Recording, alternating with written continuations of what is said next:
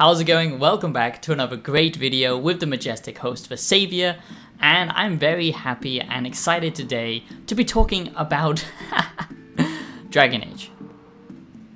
Look into my soul. Have you seen what I have seen? No. Wait. So yes, we are going to be talking about Dragon Age The Veilguard. Let's peek beyond the veil, shall we, and just see how bad this truly is, okay? Now, in this Dragon Age The Veilguard review, okay, I will only be talking about basically the game itself, okay? The mechanics, the story, the characters, all of that stuff, of course, without spoilers, and just talking about the Dragon Age The Veilguard gameplay, okay, early from what I've been playing so far. And if you want to learn about my opinions around the actual conversation of this game, because this game is not just a standalone game that we can look at, because it is surrounded with a lot of drama, a lot of controversy, I would say. So I made a whole separate video just talking about that, because I do think that the reviews for Dragon Age The Veilguard are going to be biased. You're going to get the shills who say that this is an amazing experience, this is a great quality game, and you should go out and pre-order it because they love money. Just look behind them, look at their offices, okay? You know, you can spot a shill from a mile away. And then you're gonna get the grifters, okay? The grifters are the ones who are playing political games, who don't think logically, who use emotion just like the ancient Romans did back in the good old days. But also you're gonna get the Ciceros of the world. Just like in ancient Rome, you're gonna get people placating and, just making videos to get some kind of emotion out of you, some kind of rage. This game is beyond woke and therefore you must stay away. They're gonna have the, 1/10 of the intelligence of Cicero and the charisma, but still, they will use this type of bullshit tactic to, just try and get as much clicks as possible. So you're gonna get the grifters downvoting this game, saying that it's terrible based on, what's actually in the game, which I don't agree with, but still, I want to actually look at this game as a video game, okay? So that's what this review is. If you want my opinions around the actual discussion, I look at it logically and unbiasedly, check out my previous video that I'll leave linked right now, or check it after you've watched this review, okay? So I just wanted to address that. So I do hope you enjoy this Dragon Age The Veilguard review, okay? This is based on everything that I've played at the Tokyo Game Show. That's why I'm doing an early review, to save you time and money, and basically not waste your money on pointless pre-orders, because the gaming industry, if you aren't aware, cannot be trusted today. So that's why I do my early reviews. Check out my yearly reviews if you want detailed analysis on video games with a philosophical blend to them to try and stand out from the rest of YouTube to give you value. And do consider subscribing to become a wise one today. I am so passionate about this community. I love old school YouTube. I hate what YouTube has become, so support me, support an independent creator by checking out my music or just giving this video a like and subscribing to the community. You have no idea how much it means to me. And just thank you so much for watching my video and subscribing if you are new. Be a wise one, don't be like the others. Thank you very much. Now, as I'm not sponsored by Dragon Age, let's get into exactly what I think of Dragon Age The Veilguard. So first thing that you need to know, okay, this is sadly not a comeback. This is not a resurrection of BioWare. I wish it was, okay? But from what I've played, it's not, okay? This is not BioWare at its peak. It's not Mass Effect. It doesn't have the same level of writing quality that Mass Effect had. And that's where BioWare has always been good, okay? Is with the writing, is with the characters. Gameplay, you could argue, has always been kind of so-so. This feels much more like a linear gameplay-focused experience. They really want to nail combat, and in that regard, I think that this is a good RPG, and I'll talk about that more later with all the different systems in place. But when it comes to the storytelling, the writing, what I love about RPGs, why I'm so passionate about RPGs, is because they allow me not just to interact with a creative work, like a movie or when I'm reading a book. It allows me to actually, take part in that story, to shape my own destiny. A good RPG will allow you to do that, and they might have themes around morality, around beliefs, around all of these different things that make good quality RPGs so good. that are just so rare nowadays. And BioWare used to produce them. They used to make great quality stuff with Mass Effect 1 and 2 and 3.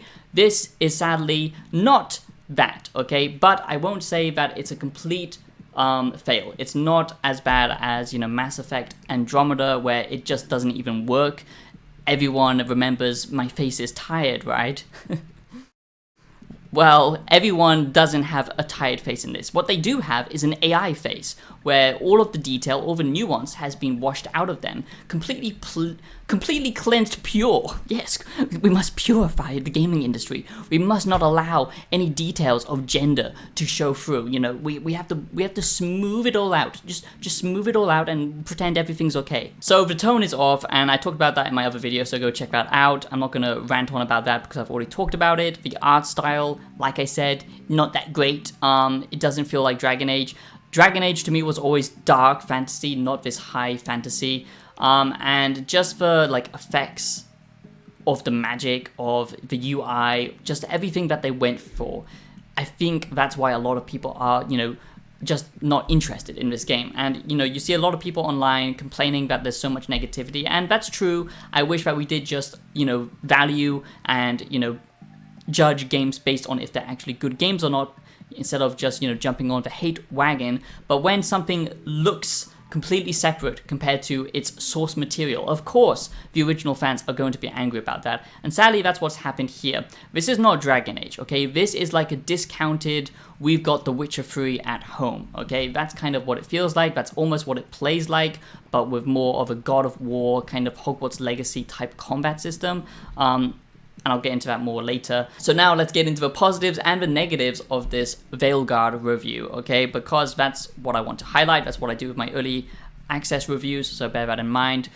Sadly, it's a bit of a mix, and I would say it's leaning on the negative side of things. That's why I don't do a score or anything, because it's up to you. I value your intelligence most of the time, if you're not leaving me evil comments, to, you know, decide if this game is good or not, okay? So first of all, this doesn't really continue the Dragon Age story. This is basically only continuing from the last game, and not even the last game in total, but pretty much the DLC. And you can only import a few, I mean, minute decisions. I mean, they're big in that, you know, scheme of the DLC, but they are very minute in comparison to the whole trilogy. And of course that would have taken a lot of work, and something that the gaming industry doesn't like to do as much anymore. But still, I think it's kind of insulting that you can't import some of your saves from the base game, basically from the original.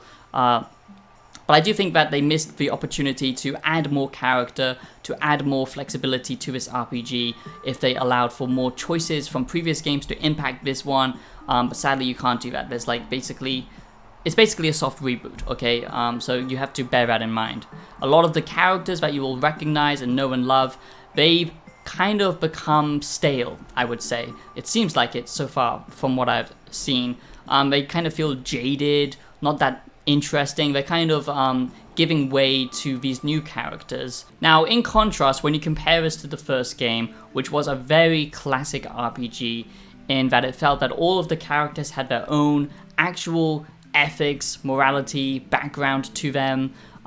Yes, the gameplay was much more simplified back then, but still, it really felt like this world was alive. It felt like a dark fantasy game. This one, like I said, in comparison, doesn't feel like the original Dragon Age, okay? When you think about the writing in the original games, they were made for adults, okay? This is an adult series, but I feel like the writing has been diluted because every modern day game now has to basically placate and, you know, just dumb down storytelling or interesting ideas, because they just think that they need to market this to the widest, you know, group of people out there possible. And then you can't actually have interesting stories that ask, you know, questions around, you know, all kinds of different subjects around your own belief or morality system. You know, stuff that makes RPGs good is, you know, deciding what to do. And yes, there is decisions in this game and they do have consequences, but it just doesn't feel as nuanced as the original Dragon Age. And it just doesn't feel like it's that old medieval tone. A lot of the characters seem to be more quippy, more, you know, upbeat and friendly, and, you know, kind of like they're in a commercial or something, compared to the more kind of stoic original characters. that we got before. But I understand if you're new and you're coming into this, then that probably doesn't matter. But I still do feel like they don't feel truly like they're as fleshed out compared to original games like Dragon Age, okay? One thing that I do like about the new game is that the characters that you do, you know, journey with, they will agree and disagree with you, and they're not all going to have, you know, like the same response, like something in Starfield, for example, where, you know, you have to talk to them one at a time, where it feels very wooden and scripted with how they respond to your actions. This feels a lot more dynamic, and this is what I was hoping to see with a more next-gen experience RPG, where the companions, you know, truly do have their own opinions, and there will be consequences to that. And another cool thing is if you do choose to romance one of your companions, they might actually reject you. It's kind of like Cyberpunk. It's not all going to just, you know, work out because you're the main character and you have big main character energy.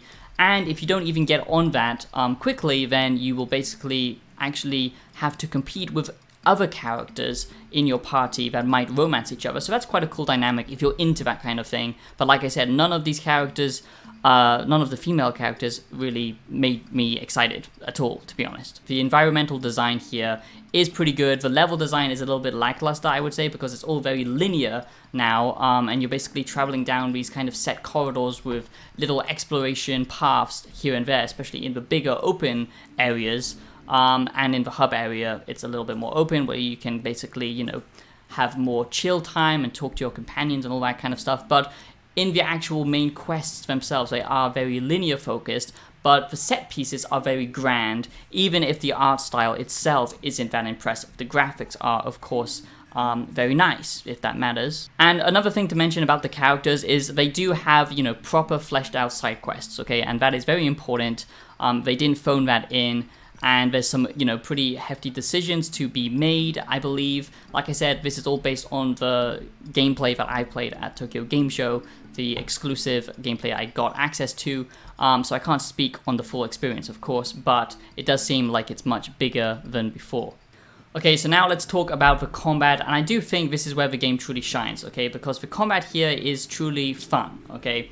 It's not like the most complicated system that we've ever seen. It's not as dynamic as maybe something like Dragon's Dogma 2 or something like that, but it does feel good. Now, how I would describe it is something similar to Hogwarts Legacy, surprisingly, and the newer God of War games, okay? There are a lot of different combos to pull off. You have this pause menu where you can choose the different abilities, and you can chain these abilities with your companion abilities and all this kind of stuff. So there's a nice stacking effect here, similar to the kind of old Mass Effect games or Mass Effect Andromeda as well. And it just feels good. You know, it's not slow paced. It's not turn-based anymore, which might put off some. And at times it can actually be very difficult. There are some quite spongy enemies, I would say. But the amount of variation in your gear, in your abilities, how you can add, you know, runes to your weapons to add different effects, and then you can even add abilities to your skills themselves, which is something that most RPGs don't do. There's a lot of good RPG, you know, meat on here with all of the different stats, you know, buffs and debuffs, all that stuff. So if you're really into that element of an RPG, the combat side of things, then yeah, I think this is going to be a good time for you because the combat is satisfying. It does have a nice progression from what I've seen. 6 companion abilities, so it's quite a lot of variation here.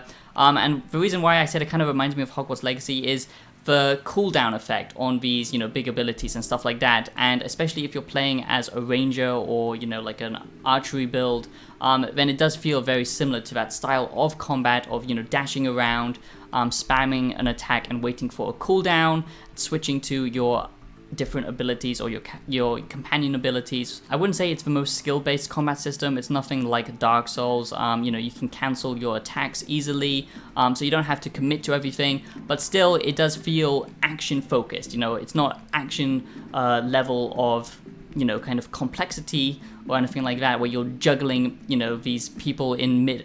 It's not that level of action-focused gameplay where there's so much you have to think about and you really have to master the combos and you're juggling enemies in mid-air, but it is still that satisfying, meaty kind of combat, similar to the newer God of Wars, not like an action-focused game. So yeah, I would say it's not bad, but it's not exactly my cup of tea either. So if you want to be a mage, if you want to be, you know, a big two-handed beefy boy, there's a lot of different ways, a lot of different variation, and that's where the RPG elements truly come into its own. Mage, warrior, and rogue, they all have their own different subclasses, so like I said, you can really focus down on what you want to be. If you want to be a big tanky build, you know, focusing on two-handed weapons, you can do that. Or if you want to be a spellcaster. And I love how you're not boxed into any one playstyle. So there are these 3 different subclasses in each class, okay? But the way you get to these, you know, skill trees, okay, you can kind of branch out in a wide ball as much as you want and choose lots of different, you know, stat increases and all that kind of stuff, some abilities.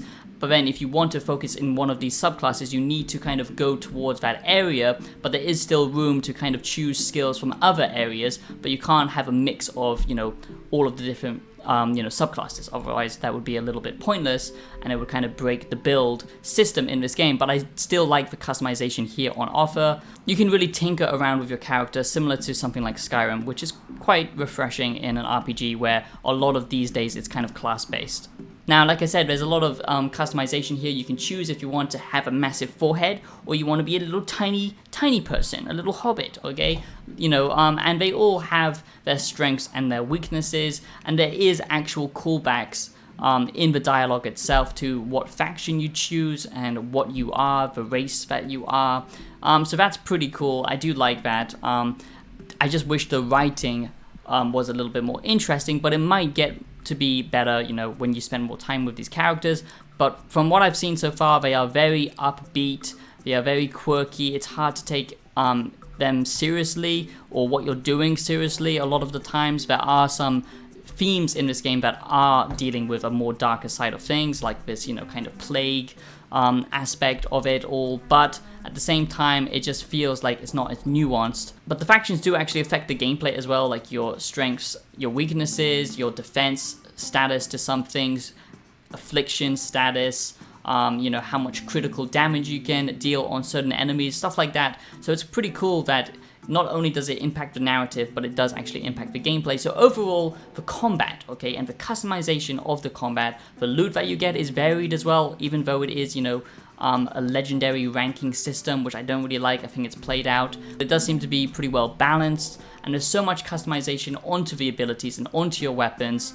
And there's lots of different play styles and lots of different animations for each weapon set, so they don't all feel the same. It's not Elden Ring level of qualities, but still it's good. So I would say that this is where the fun is, okay? The next positive is the locations that you go to, okay? Now, I don't really like the linear design, especially in an RPG game like this, like Dragon Age. Hub world would have been much more better, and there is a few spaces where you can explore greater areas and, you know, the kind of in-between world area that you hang out in, but still most of the main quests kind of are linear focused experiences, and there are little branching pathways and stuff like that, but it's not like big open hub areas for the most part, okay? But still the diversity, and I'm going to keep using that word, in this game is quite impressive. You get the beautiful lands that were once, you know, held by the Elvish Empire. You get marshlands, you get different types of cities, you know, kind of marketplace cities, or these big kind of industrial places where there's lots of civilization, tropical locations, you know, big woodland forests that feel very high fantasy. But I don't really like the exploration here. It never feels rewarding like it did before in previous Dragon Age games where you discover something and the rewards that you get feel almost mobilified. And it's just like, oh, you found a chest and then you get this gear. It's never something truly exciting where you really have to use your brain to maybe, you know, do some interesting platforming or puzzles and stuff like that. I also found that the bosses were quite disappointing from what I've seen.